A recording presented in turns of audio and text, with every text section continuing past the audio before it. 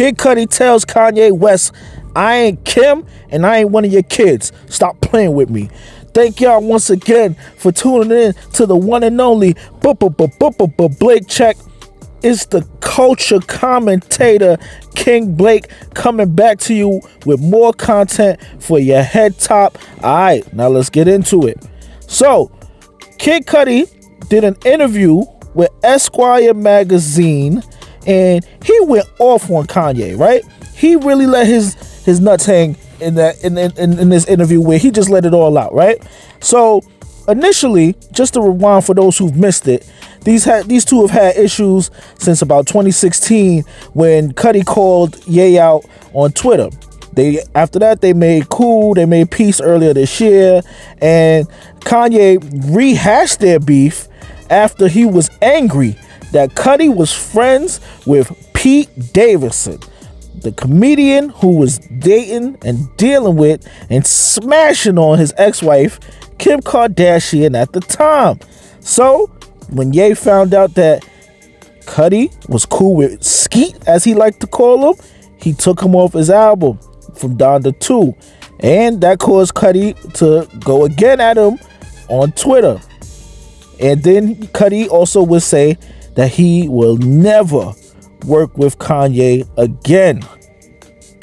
Then another blow came from Kanye when last month Cudi replaced him as one of the headliners at the 2022 Rolling Loud, and Cudi got hit with some bottles that was thrown out the crowd, right?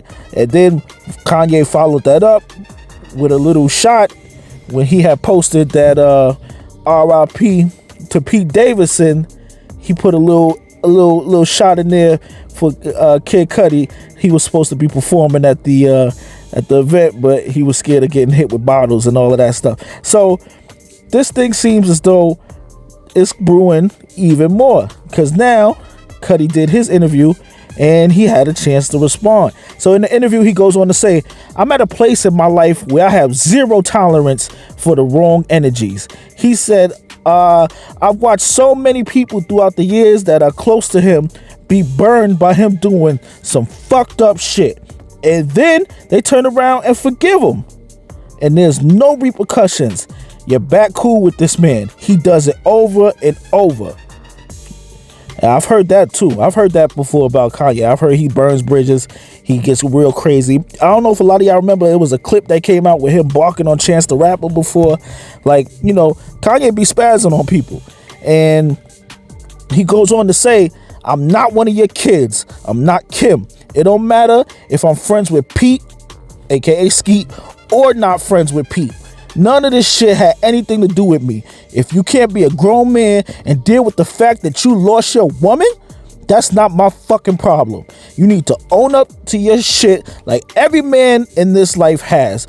I've lost women too, and I've had to own up to it. I don't need that in my life. I don't need it. So then he went on to say that there is no chance of him making peace with Ye after all that Ye has done. He said, with all due respect, I'm not Drake, who's about to take a picture with him next week and be friends again, and their beef is squashed.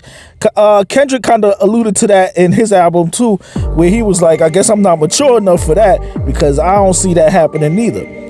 Cudi goes on to continue and said, that's not me. What I say, I mean. I will be done with you. It's gonna take a motherfucking miracle for me and that man to be friends again. I don't see it happening. He gonna have to become a monk. And then Cudi also spoke about people saying that he owed Kanye. Kanye put him on, and he wouldn't have a career if it wasn't for Ye. So he had time for that too. He said, I just want to clear that up for anybody that feels like Kanye made my career or made me who I am.